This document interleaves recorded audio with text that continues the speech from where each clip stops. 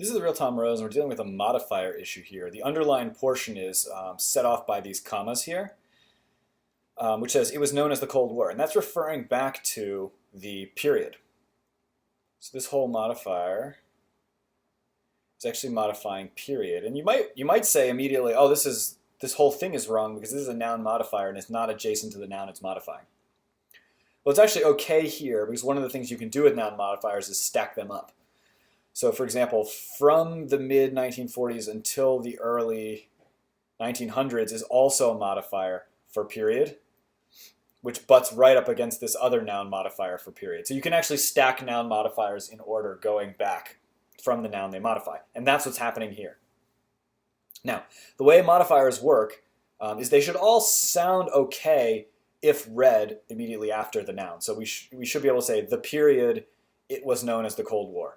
That doesn't work because of the it. So this is wrong. A couple of these other ones, which are not going to be right, which sound okay, which are the period which they knew as the Cold War, that does read okay, and that's actually grammatically okay as a modifier. It's going to be wrong later for other reasons, which we'll come back to. The fourth answer choice makes the same mistake, which is the period to be known as the Cold War. Doesn't make any sense. The period known as the Cold War makes sense and is the correct answer. So what makes these two answer choices incorrect? Well, it's not really a grammar issue. It's a change in meaning.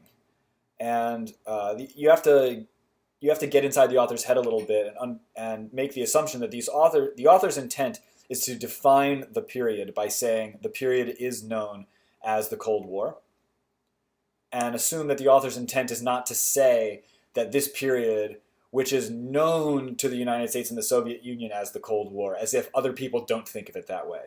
That's not the author's intent, so both of these are inappropriate.